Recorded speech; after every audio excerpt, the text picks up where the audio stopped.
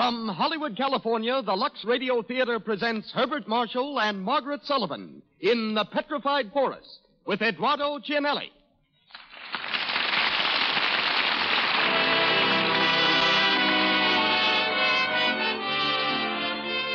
Lux presents Hollywood.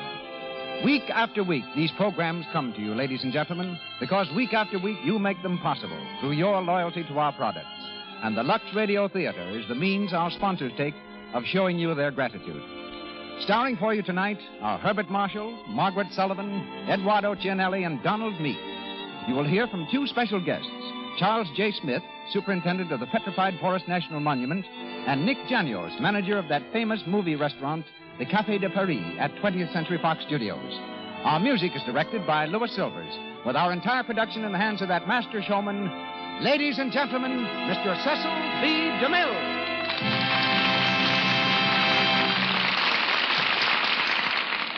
Greetings from Hollywood, ladies and gentlemen. The city of Baltimore gave us the Star-Spangled Banner.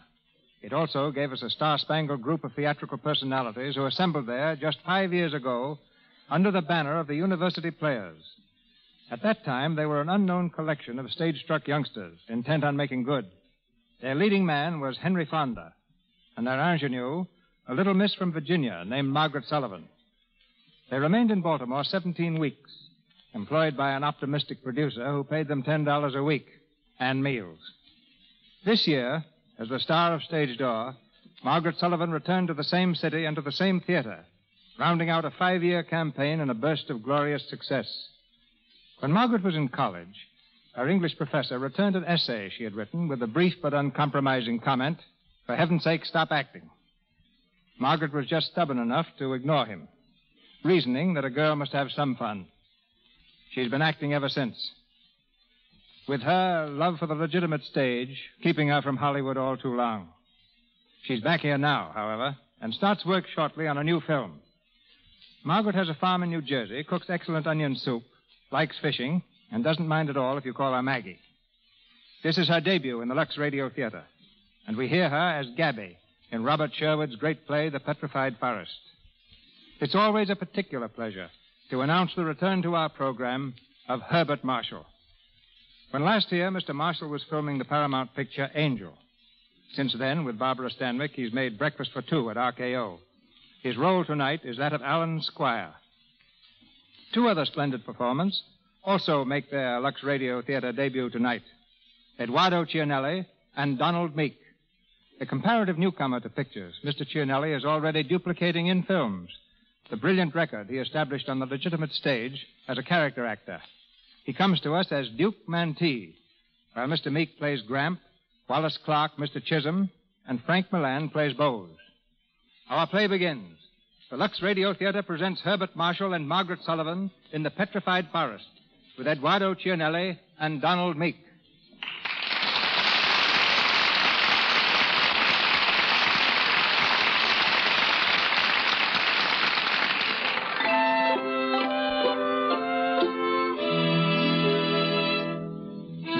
A little town in Arizona on the edge of the desert. It's a few minutes before noon, and the First National Bank is the scene of the usual midday activity. There's a line at the teller's window and a general quiet hum of conversation.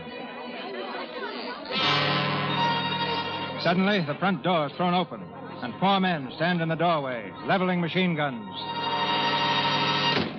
Stand where you are, everybody! Cut that game off. Shut up! This is a stick-up, folks.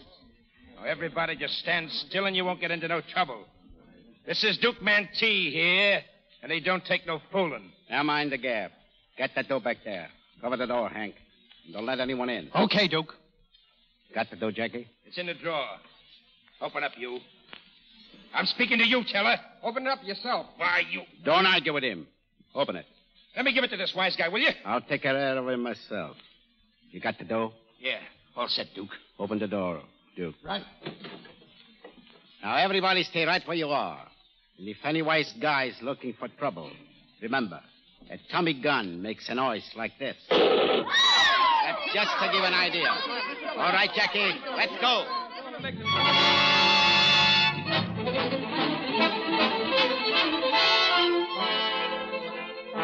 All Reporting State Police, Arizona State Police. Duke Mantee last reported to be heading west on route number 66. Be on the lookout for a blue sedan bearing Oklahoma plates. Be careful, these men are armed. Warn motorists to avoid all roads in and about Petrified Forest area. That is all. Warn all motorists. That's me, I guess. Maybe I should have been a little bit more careful about picking you up, brother. If you mean I'm Happy Duke Mantee, you can set your mind at rest. I'm not. No, you don't look it exactly. But you're right, of course. That was a lonesome spot back there. I hadn't had a lift for hours. Oh, well, I took a pretty good look at you first. And my honest countenance won the day. Well, I don't know as you look so pesky honest. I just figured I was a match for you. My name's Jones. Thank you. Mine's Squire. Hitchhiking, huh? That's right. Where you from? Well, if you mean originally, it's England. If you mean hitchhiking, I started in New York. That's so? You looking for work? Well, yes and no. What line of work you in? None just now. I have been at times a writer. A writer, huh? Well, you won't find much to write about in these parts. Unless you happen to run into Duke Mantee. Which I sincerely hope I do not. How far are you going, Mr. Squire? I'm not quite sure. I thought I might find some place to eat. I'm not in a hurry. Well, the nearest place I know is the Black Mesa barbecue stand, the filling station. The Black Mesa barbecue. Instructive but not illuminating. Just where is it? Well, I'm going within a couple of miles of there. I'll show you before I drop you. Old man Maple and his granddaughter run it. Ain't so much of a place, but, well, it's all there is. What's the sad news, Gabby? Oh, you had hamburgers, pie, and coffee. That's 50 cents for you, 55 for your friend. Hey, how come mine's more than his? Well, you asked me to put a nickel in the piano, didn't you? Come on, Nick. Don't argue. Here you are, Gabby. Thanks. See you around, Gabby. Yeah. Boy, this place sure is expensive. I don't know. Gabby. Hey, Gabby. Yeah, Gramp. You ought to see Paula back there in the kitchen. I told her Duke Mantee was heading this way, and she's putting sugar in the soup and salt in the coffee. She's scared. Oh, you oughtn't to scare her, Gramp. She's a bad enough cook as it is. Oh, she's all right. When do I get my dinner, Gabby? As soon as I can get around to it. Change to 20, Gabby. Lady wants a pack of cigarettes and take out for 15 gallons of gas. What kind of a car is out there, Bose? It ain't Duke Mantee. Well, now, maybe somebody, they might have heard about him. I'll take the change out, Gabby. Here. Don't forget to turn on the radio at 7 o'clock now and get the news. How's it going, Gabby?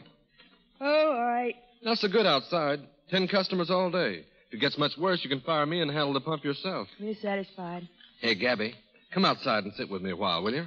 Not just now. I've got things to do. Oh, you've always got things to do when I want to talk to you.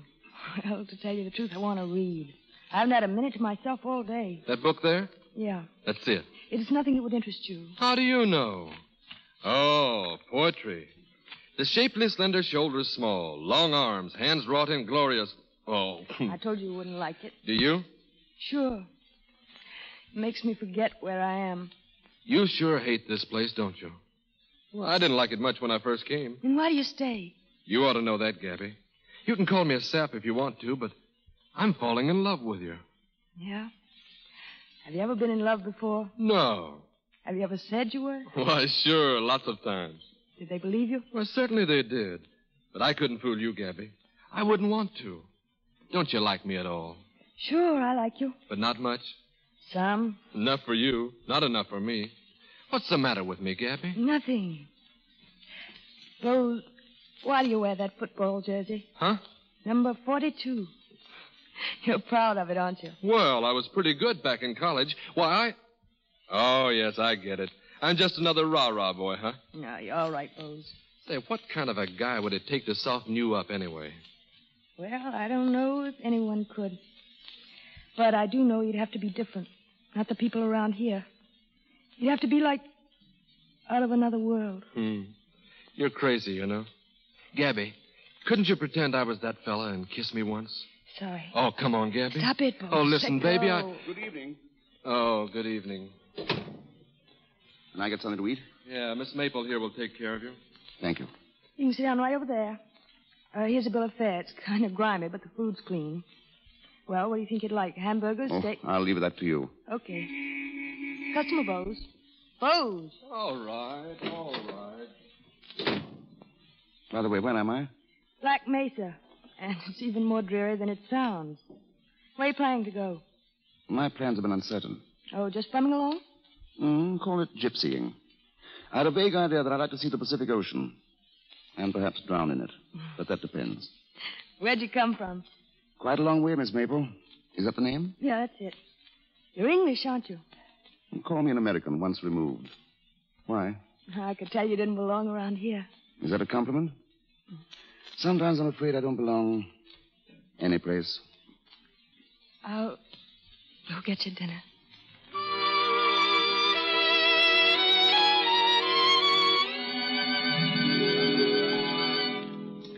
There's his picture in the paper, Mr. Squire.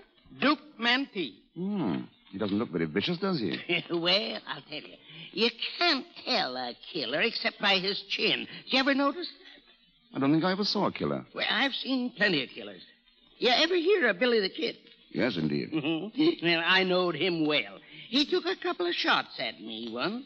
I congratulate you on still being with us. Well, it was kind of dark, and he'd had a few drinks. I don't think he meant to do me no real harm. He just wanted to scare the pants off of me. Grab your cup and ready to Well, get by you. golly, it's about time. Pleased to have met you, Mr. Squire. Pleased to meet you, sir. Like the soup? It's the best I ever tasted. Well, shall I pour your coffee now? Thanks. Your grandfather's a charming old gentleman. Oh, Gramps, all right. He told me he'd been missed by Billy the Kid. Yeah, he tells everybody that. Did I hear him say you're a writer? Yes. See, I haven't met many writers, except Sidney Wenzel. Ever hear of him? Sorry, no, I haven't. He's with some movie company. He stopped here once on his way to the coast and handed me a lot of baloney. Said I ought to be in Hollywood. When I got there, to be sure to look him up. Gosh almighty, they never mean it. No. They never mean a thing. So you want to go into the movies? Oh, Lord, no. I want to go to Bruges. Where? Bruges, France. That's where I came from. You're not French. Partly. I was born in Bruges. But all I know about it is from the picture postcards my mother sends me. You know, they got a cathedral there. Your mother still lives there? Yeah. Dad brought us back here after the war. Mother stuck it out for a couple of years and then packed up and went back. Some people think it was cruel of her to leave me, but what could she do? She couldn't live here. And you can't blame her for that. Do you think she was cruel? Not if you don't, Miss Maple. She sends me a book every year for my birthday. She sent me this one. It's the poems of Francois Villon. Ever read it? Oh, yes. It's a wonderful portrait. Mother wrote in it, to my dear little Gabrielle. Gabrielle. That's a beautiful name. Yeah, wouldn't you know it'd get changed into Gabby by these ignorant desert rats? You share your mother's opinion of the desert. Yes. But you find solace in the poems of Francois Villon. They get this smell of gasoline and hamburger out of my system. Huh? Would you like to read me one of those poems, Gabrielle? You mean now? Read me the one you like best. All right. This one here. Well, he wrote it about a friend who was getting married.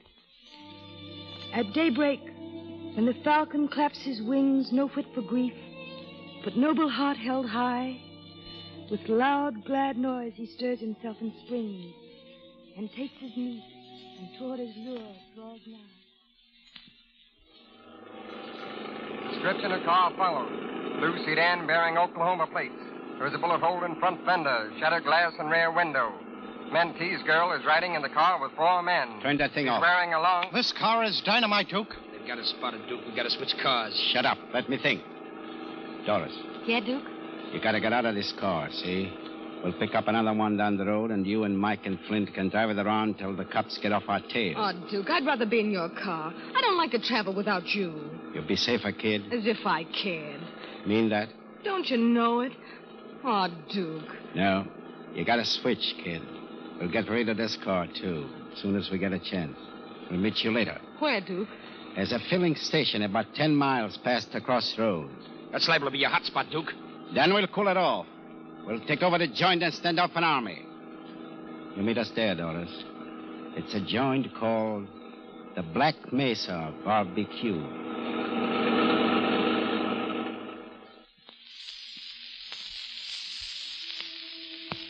Seeing reason wills not that I cast love by, now here with reason shall I chide and fret. Go on, Gabrielle. nor cease to serve, but serve more constantly. This is the end for which we twain are met.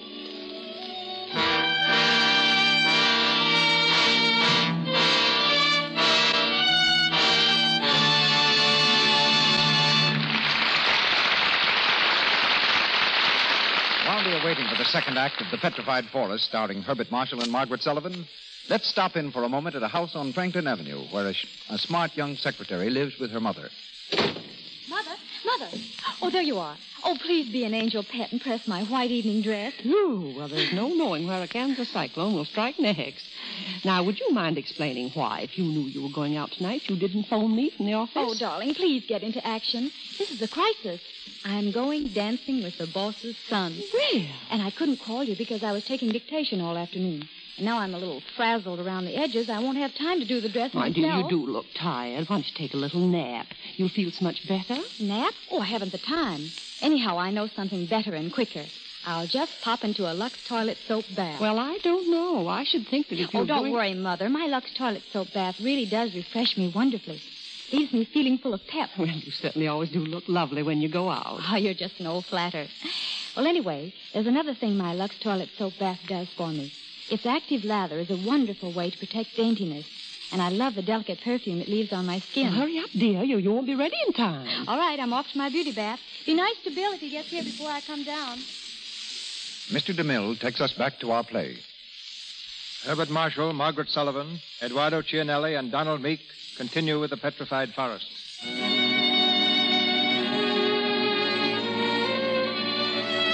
A few minutes have passed.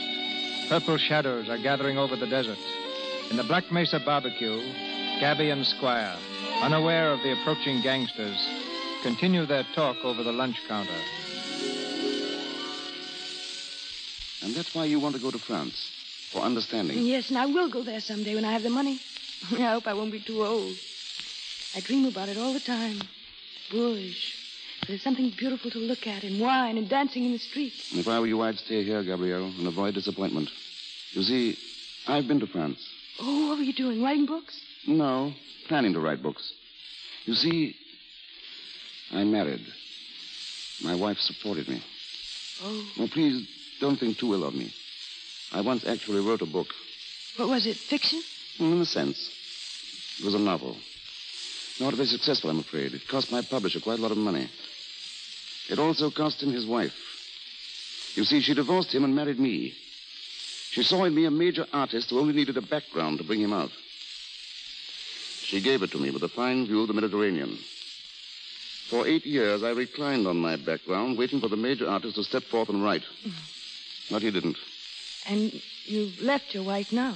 Yes. I'm glad of that. I left her at her own suggestion. She had taken up with a Brazilian painter, also a major artist. Then I decided to go forth and discover America. What were you looking for? Well, that's rather hard to say. I suppose I've been looking for something to believe in, hoping I'd find something worth living for, something worth dying for. And what have you found?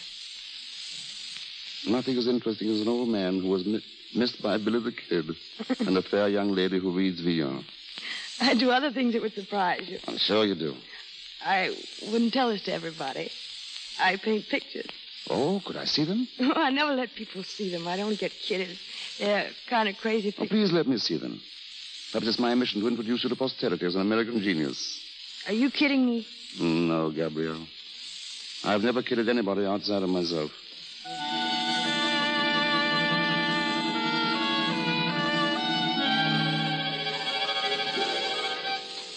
Mr. Bowles, you don't like your dinner? What?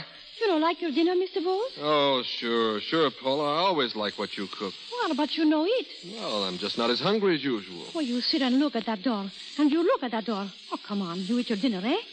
What do you suppose they can find to talk about all this time? Oh, don't you worry. Eat your soup. He'll be gone soon, and you'll have it all by your lonesome again. Well, you can't go too quick for me.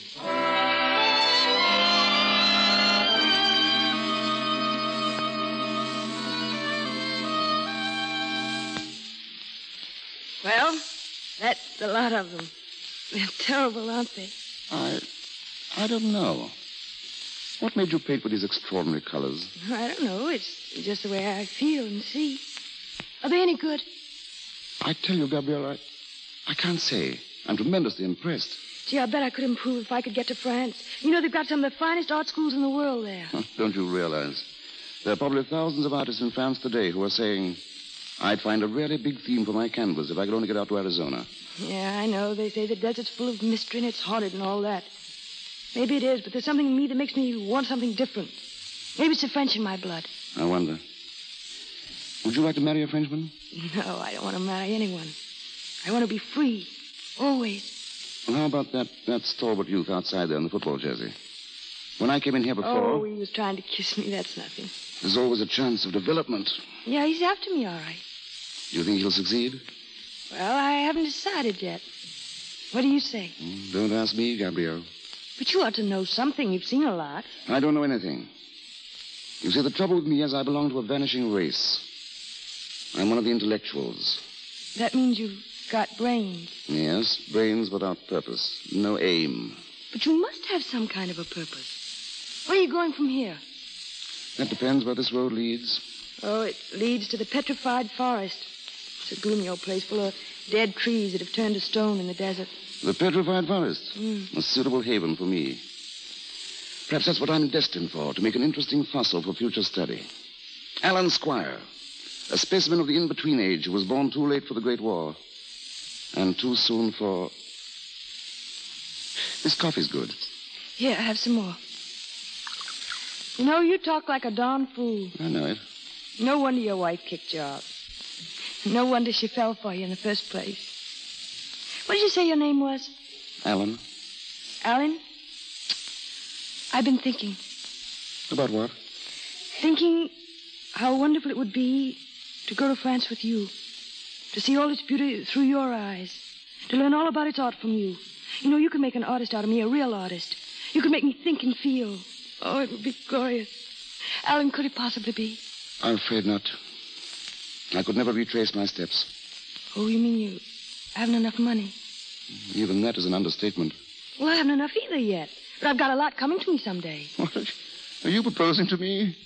Trying to turn me into a gigolo again? No, it'll be different this time. Listen, do you know how much Grant has got salted away in the bank at Santa Fe? $22,000 in Liberty bonds. I wish he'd give it to me now while he's living, but he won't. But it's all willed to me. Of course, we might have to wait years and years for it, but if you'd only stay... You think you like me as a life companion? Yes, I know I would. And I don't make mistakes. Wouldn't you like to be loved by me? Yes, Gabrielle. I should like to be loved by you. You think I'm attractive? There are better words than that for what you are. I didn't say you'll stay, Alan. You haven't anything else to do. No, that's just it. You couldn't live very long with a man who had nothing to do but worship you. That's a dull kind of love, Gabrielle. It's the kind that makes people old too soon. But I thank you for the suggestion. You give me something wonderful to think about during my lonely wanderings. I'll think of the chimes of Bourges. And you. Oh, you mean you're going now? Yes. Well, I can't stop you. No, Gabrielle, you can't. But you can do me one great favor before I go. Would you mind very much if I kissed you goodbye? No, I wouldn't mind. You would understand that it would be nothing more. Yes, I'd understand. It's just a kiss. That's all. That's absolutely all. Gabrielle. So, that's what's been going on in here. Who do you think you They are? open Bose. Just because she's cute and sweet, you thought you could get fresh, Oh, huh? he didn't get fresh. He only wanted to kiss me goodbye. Yes, the impulse is rather hard to explain, but... You needn't wait to explain. Just pay your check and get out. Very well. How much do I owe, Miss Maple? 30 cents. He's been eating all this time and only ate 30 cents? Keep quiet. 30 cents, eh? That's very reasonable indeed. But that brings us to another embarrassment. I haven't got 30 cents. I haven't anything. Oh, you haven't, huh? What have you got in your pack there? Shirts, socks, a passport, an insurance policy. And you thought you could pay with a kiss, did you? Why, I'll... Take your hands off him, Bose. There's a car outside. See what they want. Good evening. Good evening. We'd like some gas and oil, please. All right, Bose. How much? My chauffeur will tell you. That's nice of him. Oh, and I'd like some cigars, please. Don't forget the cigarettes, George. Oh, yes, dear. I know. How far is it to the Phoenix Biltmore, young lady? Oh, about 200 miles. I imagine we can make it by midnight. Well, goodbye, Miss Maple. Oh, just a moment, Alan. Excuse me, sir. What? Would you have room in your car for another party? Well, who is it? This friend of mine, Mr. Squire. He's on his way to the coast. He hasn't a car just now. He's an author. Have you any luggage? Just this rucksack on my back. Oh, wait a minute. Joseph. Joseph! Yes, sir? Something you want, sir? Well, do you think it's all right to give this man a lift to Phoenix? I'm not carrying any concealed weapons. Do you mind if we verify that? Not at all. Go right ahead, Joseph. Yes, sir. Well, I guess he's all right, Mr. Chisholm. Oh, very well. Well, I'm glad to have you with us. Hurry up, please. Oh, come on, dear. Well, I've been waiting for you. Well, thank you, Miss Maple. I'll remember your kindness. Oh, just a moment. I forgot to give you your dollar change. Oh, no. I wanted you to keep that. Sorry, but tipping is un-American. We don't allow it. Go on, take it. Thank you. I suppose I'll never see you again, Gabrielle. No. That's the way it is in a gas station. They come and they go. But somehow or other, I'll repay that dollar. Lord knows when. Perhaps we'll run into each other someday in bush. Perhaps. Goodbye, Gabrielle. Goodbye, Alan.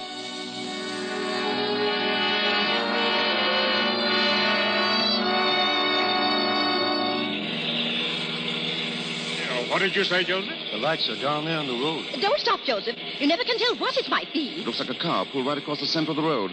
I'm afraid it'll have to stop. Stop. Stop, you fool. But there's a man there. 3 of them. Shut up, lady. All right, folks. Hop out. And you won't get hurt. I say, what do you think you're doing? We are borrowing your car, mister. And no cracks either. Stay Go over on. there. Stay over there now. All right, Jackie. Hank, get in.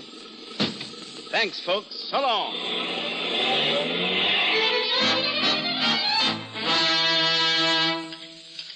Can I help you with those plates, Gabby? No, thanks. Funny guy, that panhandler. When he was getting in the car, I got feeling kind of sorry for him and tried to slip him some change. You did? Yeah, but he wouldn't take it. Handed it back. Didn't mind holding you up for a meal, but he had too much That was pride. awful nice of you, Bose. I appreciate it. Say, you talk as if you were nuts about him. I'm not nuts about him. Well, if you appreciate it so much, how about being a little nice to me for a change? Yeah, I'd like to be nice to you, Bose. I'd like to be nice to everybody. Well? I'll think about it, Bose. Oh, gee, Gabby, you're a swell girl. I'm crazy about you, honey. Honest I am. In here. Bose. Shut up, lady. Behave yourself and nobody will get hurt. Cover the back door, Hank. Sure. Who's the boss here? What's it to you? Listen, wise guy. This is Duke Mantee here, the world-famous killer, and he's hungry. Shut up, Jackie. Who's in that other room? Only one old My man. grandfather's in there. Go get him, Jackie. Okay, Duke. What do you got to eat, sister? Here's the bill of fare. He's got a nerve. Don't give it to him. Shut up, you, and sit down. Football player, huh? Yes, and you better not let me get close enough to take a sock at you.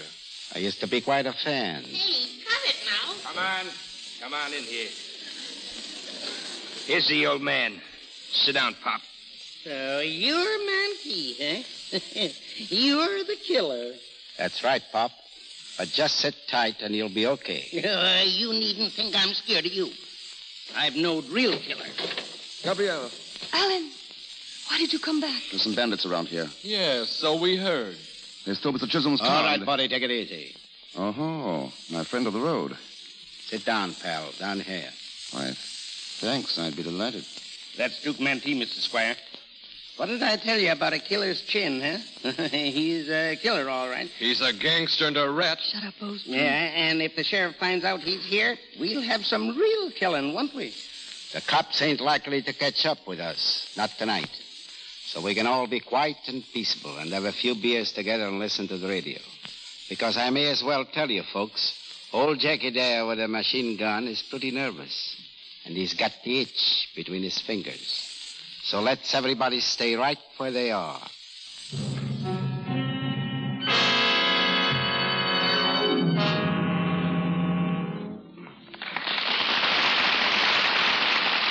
We pause for station identification. This is the Columbia Broadcasting System.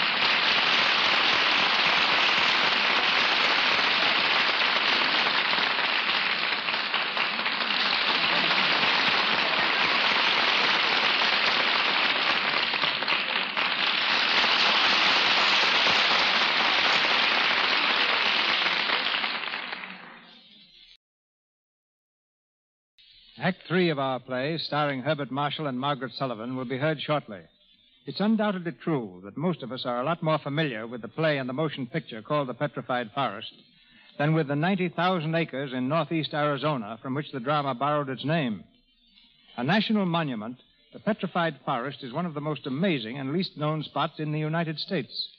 It comprises 6 distinct forests, including a portion of the fabulous Painted Desert. In charge of this vast area is Charles J. Smith, one of the ablest rangers in the National Park Service.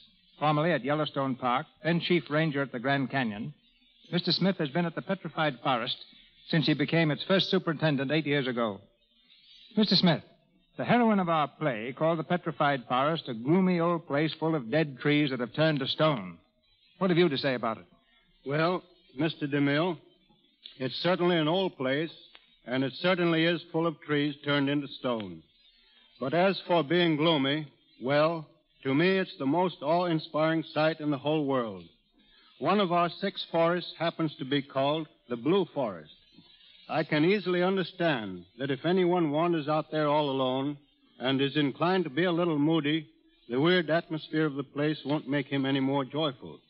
But that isn't why it's called the Blue Forest. It got its name from the deep blue color of the rolling hills. Well, let me turn tourist, Mr. Smith, and ask you just what the Petrified Forest is and how it came to be. It's a vast area, Mr. DeMille, covered with huge trees that grew and spread their branches 150 million years ago. In those days, the land was a tremendous swamp.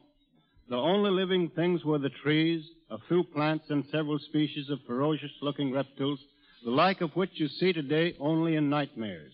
Nature sent floods, earthquakes, and storms, and buried everything under 3,000 feet of mud, water, and gravel.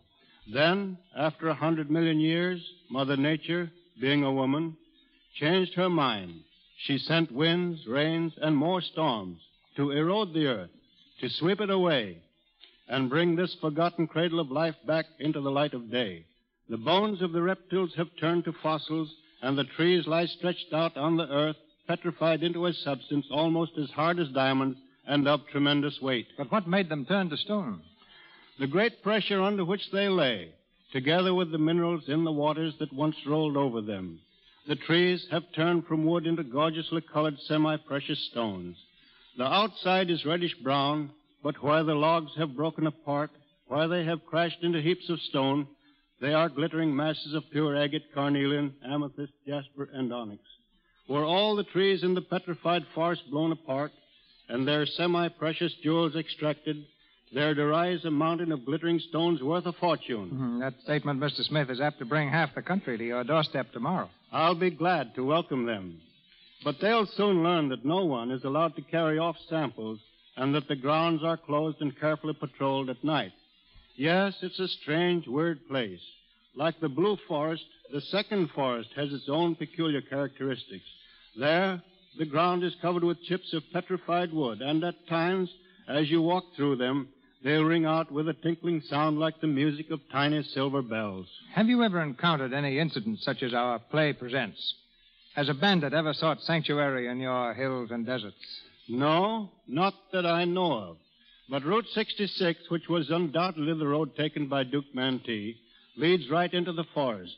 And coincidentally, at exactly that point is a little lodge and filling station very similar to the scene of tonight's play. Years ago, the Painted Desert was a favorite haunt of killers and bad men, and today we're called upon now and then to watch for fleeing bandits. One of the most ironical happenings occurred in the forest when a woman and her 2 children were trapped by a terrific blizzard. All about them were logs of wood that might have made a roaring fire and saved them. But the wood was stone, and days later the 3 bodies were found, frozen to death in a forest. Besides the trees, the Petrified Forest contains 100 ruins of the homes of prehistoric Indians. They lived there some 1,000 years ago, and the forest contains several huge boulders on which these Indians carved their queer symbols and drawings. The carving that puzzles me most is a picture of a stork carrying a baby. But I've never been able to find out how an Indian happened to make a picture like that in prehistoric times at the edge of the Arizona Badlands. But maybe he was the Walter Winchell of the tribe, and chose that modern manner of announcing a blessed event. The National Park Service wants you to visit the Petrified Forest, and that's one of the sights we'll be very happy to show you in this fascinating land of shimmering color. Thank you. Thank you, Mr. Smith. That's very interesting.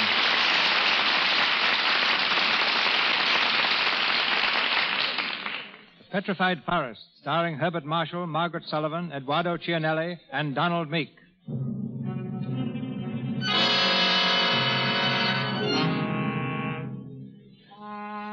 1 hour later, with Duke Mantee and his gunmen still masters of the situation, the Black Mesa barbecue presents a strange picture.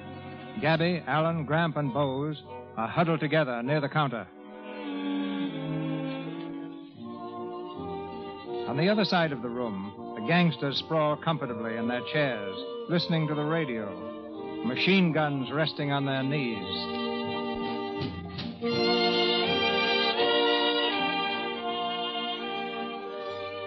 Hey, Duke.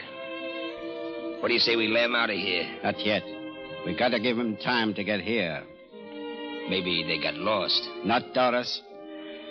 Well, I wish he'd show up.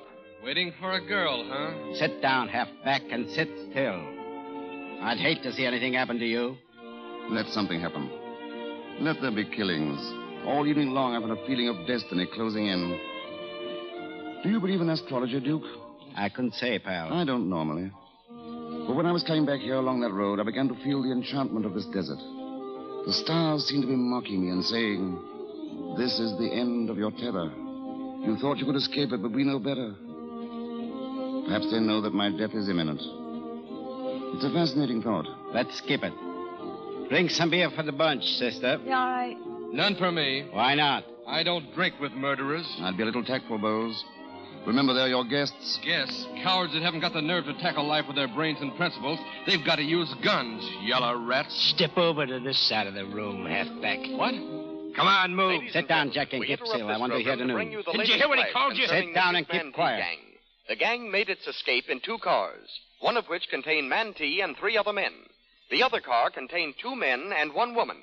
National Guardsmen are cooperating with the state police to bring to justice these killers, who are wanted for a score of bank robberies and cold-blooded massacres. Take a bow, Duke. And now we continue with the orchestra. Going to make a run for the border, boys? Oh, sure. And we're going to give you our whole route so you can tell the cops to get us a motorcycle escort. No, honest, Duke. Are you going on, or are you spending the night here? Can't say, Pop. Maybe we'll decide to get buried here. Better come with me, Duke. I'm planning to be buried in the Petrified Forest. That's where I belong. So do you, Duke. Maybe you're right, pal. I'm eternally right. But what use do I make of it? Nothing.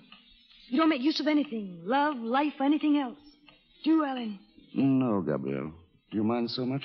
After you left today, I felt as if something had been taken out of me. As if I'd come out of a dream. I caught on to myself, and I know I'm just another desert rat, and I'll never be anything else. All that bunk about going to Bourges and art and dancing in the streets. Remember what I asked you about going to France? Yes, perfectly. But you wouldn't have done it, even if we'd had the money, would you, Alan? No, Gabrielle. I knew it. I knew you didn't give a hoot for me. Somehow it only made me love you more. What are you saying, Gabby? That I love him. Why shouldn't I say it? Why shouldn't he know it? We'll all be dead tomorrow morning. You don't mean it, Gabrielle. She can't mean it. Well, I do. I'm sorry now that I came back. When I went out before, it was a charming ending to a romantic moment. Now it's spoiled. Well... Sit down, pal. What do you care whether I stand or sit? I got to think about my health. Sit down. If I had a machine gun, I wouldn't know what to do with it. I want to talk to Gramp. Me? Yes. Those Liberty bonds of yours, buried in Santa Fe. How did you know about him? I told him. What are you going to do with them? Leave them right where they are. Yes, leave them where they are. Your granddaughter is suffocating in this desert when a few of your thousands will give her the chance to claim her birthright. Yes, and maybe give you the chance to steal it. Hanging on to your money as though it meant something. That's a low way to justify your miserliness. Why don't you die and do the world some good? Shut up, you. What do you mean, talking to an old man like that? Hey, Duke, there's 3 people coming down the road. Looks to me like them people we took the car from. Okay, Hank. Get outside and take a look. Okay. You too, Jackie. Sure. Duke, I was guilty of bad taste, and I apologize to Mr. Maple. Oh, sure. He must be drunk. You'd better crawl, or I might have to put the lug on you. Talking to an old man like that. Get out of the way. Let me look out of that window. Put him up. Oh. Now I've got you where I want you, Mantee. I've been waiting for a chance to grab your gun. Yeah? And wouldn't you be surprised if Jackie was leaning in that window behind your back, ready to fill you full of holes? What? Oh. Thanks for turning your head, halfback. And thanks for returning the gun. He got me in the hand. That doesn't matter, but I muffed the chance to kill him. It was a good try, college boy. Come on, keep moving. This is outrageous. Here they are, Duke. It's the same bunch, all right. I frisked them. They're harmless. I don't know what frisk means, but he pawed us all over. Come on, step on it. Sister, Yep. take the halfback outside and bandage him up. Okay. Go with him, Jackie. And you might tie him up and leave him there. Sure. Come on, get going. I demand to know the meaning of this. It has no meaning, Mr. Chisholm, has it, Duke? I don't know, pal. But if Mr. Chisholm is a smart guy, he'll sit down quiet to join the party.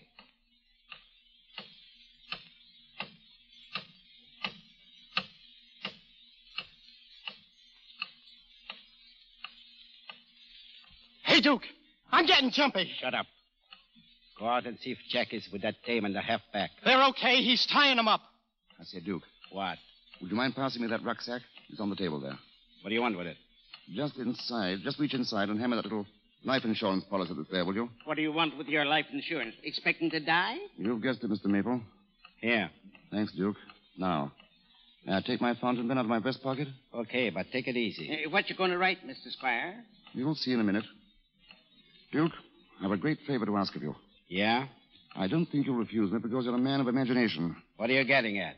This insurance policy. It's my only asset. It's for $5,000. I've written on the policy that I want the money paid to Miss Maple, that young lady inside. If Mr. and Mrs. Chisholm will witness my signature, I'm sure it'll be all right. Oh, certainly. I'll be glad to. What's the idea? Well, Duke, after they've signed, I'd be very much obliged if you'd just kill me. What? It couldn't make any difference to you, Duke. If they catch you, they can only hang you once. And you know yourself they've got more than they need against you. Good Lord, he is drunk. You know, I believe you actually mean it. Good for you, Mrs. Chisholm. You're a kindred soul. You're in love with her, aren't you? Yes, I suppose I am. I want to show her that I believe in her, and how else can I do it? Living, I'm worth nothing to her. Dead, I can buy her tall cathedrals and golden vineyards and dancing in the streets. One well-directed bullet will accomplish that. This document will be my ticket to immortality. Will you do it, Duke? I'll be glad to. Thanks, Duke. Just let me know when you want it. Pick your own moment. Say just before you leave. But I prefer to have her think you did it in cold blood. Will you all please remember that? Certainly we'll remember. Of course. Mr. Squire, before you do this, let me tell you one thing. Yes? There ain't a woman alive or ever did live that's worth $5,000. And let me tell you one thing. You're a forgetful old fool. Any woman is worth everything any man has to give. Faith, jealousy, love, hatred, life, or death. Don't you see that's the excuse for our existence? It's what makes the whole thing possible and tolerable. Did you hear that, George? Yeah, I heard. Mr. Squire, do you really believe all that? I mean, about women? Of course I do. And there's a man who agrees with me, don't you, Duke? I don't know, pal. I wasn't listening. Then permit me to speak for you. He could have been over the border long ago, but he preferred to stay here and risk his life.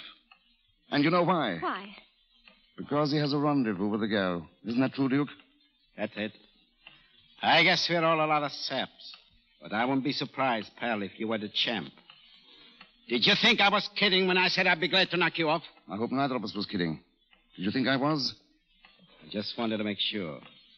You're all right, pal. I'll try and fix it so it won't hurt. You're all right, too, Duke. Thanks.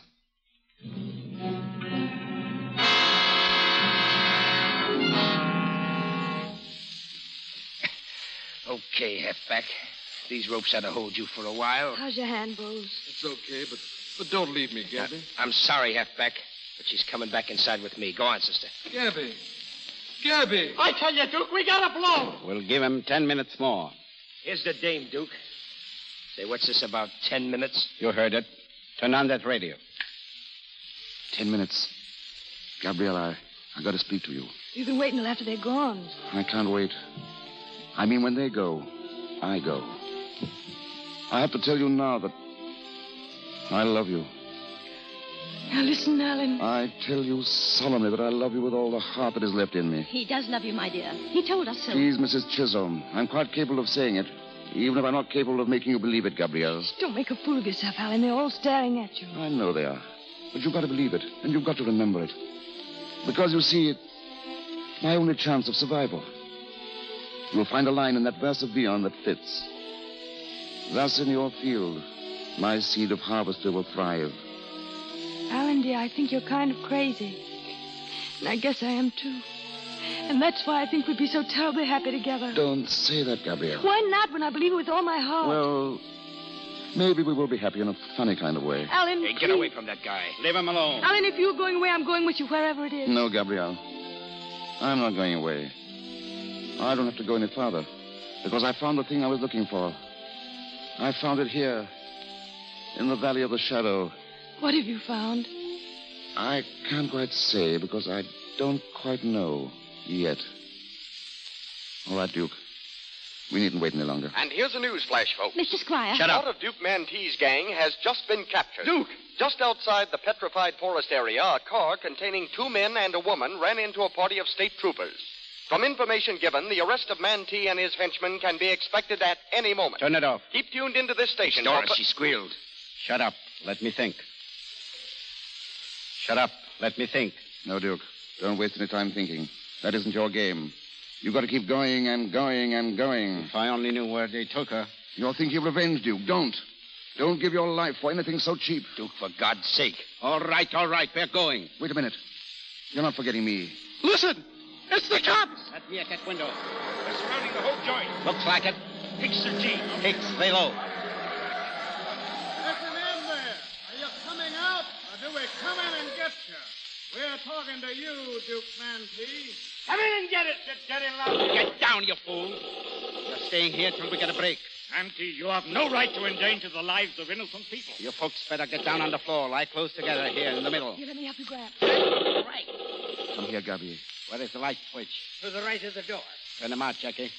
How many are there of them, Duke? 6 or 7. Nothing to worry about. Gabrielle, Yes, Alan. it's an inspiring moment. United States of America versus Duke Mantee. There goes the neon sign. It almost restores in me the will to live and love and conquer. How do you feel about it, darling? I don't know, Alan. And I don't care.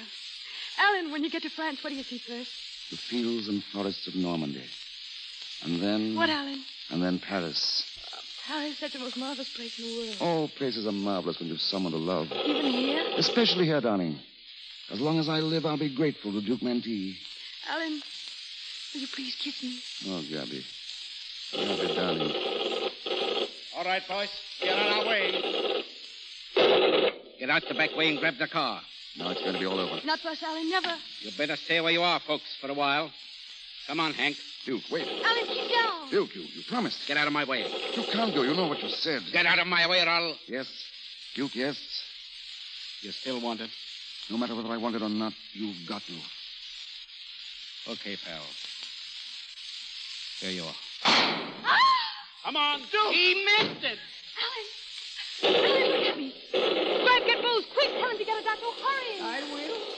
Alan. It doesn't hurt. Or at least it doesn't seem. I went into this lung, I think. Oh, it's all right, darling. Gabby, Bose, Graham, somebody come quick. They were right, Gabrielle. The stars, I mean. I had to come all this way to find a reason. Duke understood what it was that I wanted. I hope you will be happy. Gabrielle. What, Alan? What? Don't worry. I'm not going to be a crybaby. No matter what happens, I'm not.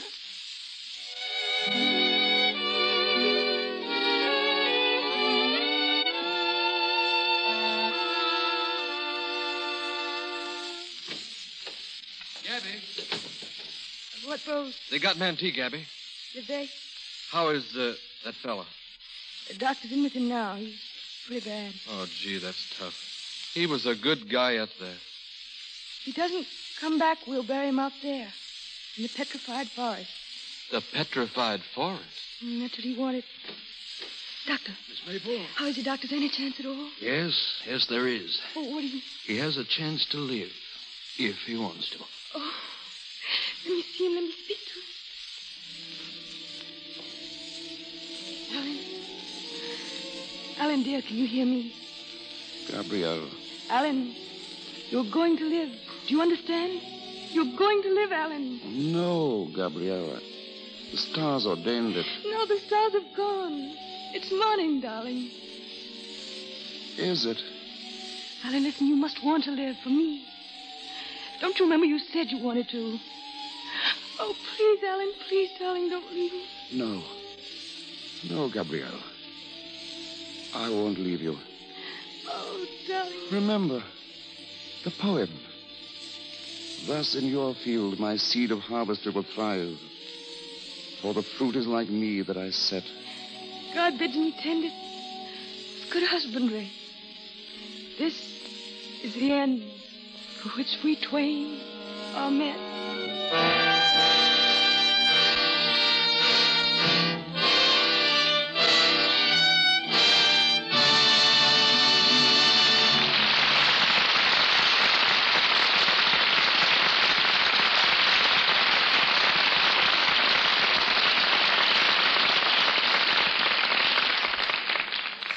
And so the Petrified Forest joins the long list of plays produced in the Lux Radio Theater.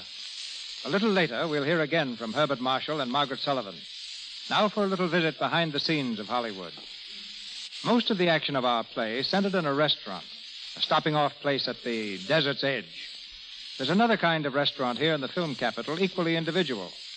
Although it's one of our finest dining places, it's never seen nor patronized by the general public. It's the Café de Paris at 20th Century Fox Studios, maintained to please the players, executives, and distinguished visitors.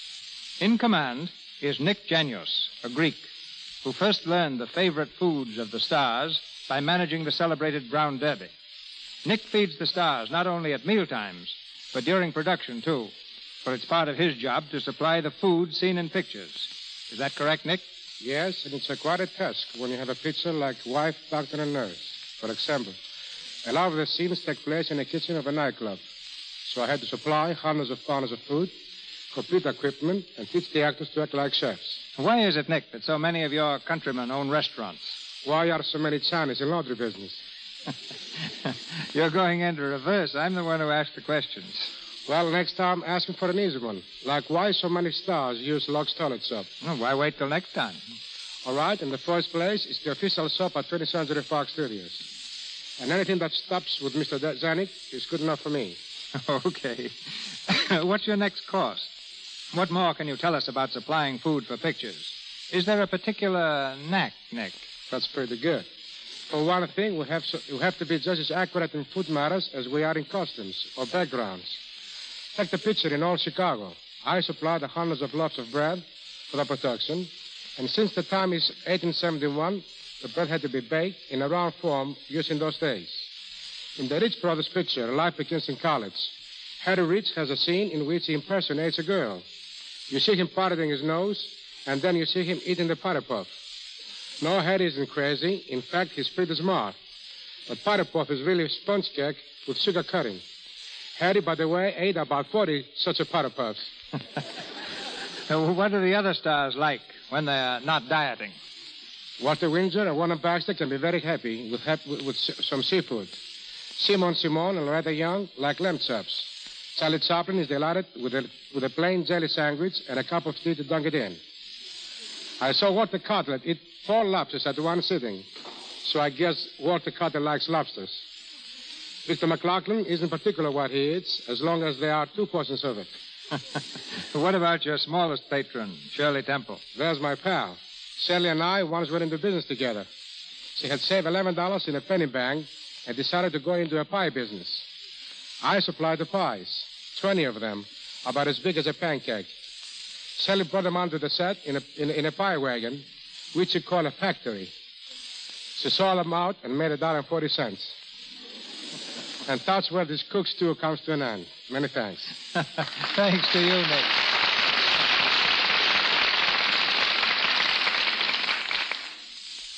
With Herbert Marshall just back from New York, and you, Miss Sullivan, about to depart for your hometown of Norfolk, Virginia, we were very lucky to have you together for tonight's play. Thank you, Mr. DeMille. And it's nice to have a chance to say something about Lux toilet soap. As long as I can remember, I've used Lux toilet soap at camp, in school, in college, in the theater, and in Hollywood. I guess that's the best indication of how good I think it is. Now, I think it's about time we heard from Mr. Marshall. Oh, thank you. Several years ago, ladies and gentlemen, when I left London and came here, I encountered many new things. New people, new country, new customs, and a new day soon upon us, called Thanksgiving. Perhaps Thanksgiving impressed me more because it was new to me. But I've never quite gotten over it, and I hope I never shall. Besides the good fortune which may come to us as individuals, there is that which we all share in common. There's peace in this land. There's freedom and there's work to be done. Dogs still wag their tails. The sun is warm, and sleep still comes at the end of the day. These are great things. For them, let me join you and give thanks. Good night. Good night, Bart. Good night, Miss Sullivan. Ladies and gentlemen, this is your announcer, Melville Ruick. The great show planned for your entertainment next Monday will be announced in just a moment by Mr. DeMille. Tonight, our stars were assisted by Frank Milan as Bose, Wally Mayer as Jackie, George Travell as Hank, Martha Wentworth as Mrs. Chisholm, Margaret Brayton as Doris, Frank Melton as lineman, Lou Merrill as doctor, Frank Nelson as radio announcer, Ross Forrester as Joseph, and James Eagles as bank teller. Mr. Cianelli is from RKO Studios. His new picture is Hitting a New High, starring Lily Pont. Louis Silvers appeared through courtesy of 20th Century Fox Studios, where he was in charge of music for Second Honeymoon. And now, our producer. What would you do if you woke up some morning and found yourself heir to a huge fortune? Around this theme, dozens of books and plays have been written. Outstanding among them is J. Hartley Manners' romantic comedy, Peg of My Heart, which tells the story of a little Irish girl suddenly lifted from the deck of her father's fishing boat and deposited in the luxury and splendor of English aristocracy. This is the play we bring you next Monday night, starring the same glamorous personality you saw in the film, Miss Marion Davies. Co-starred with Miss Davies will be Brian Ahern, and the supporting cast of famous players includes Benita Hume, J. Farrell MacDonald, and Gerald Oliver Smith.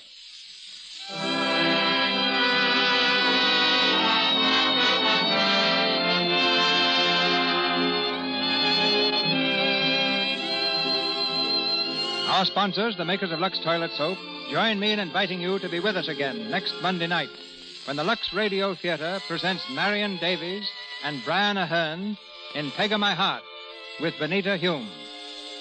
This is Cecil B. DeMille saying good night to you from Hollywood.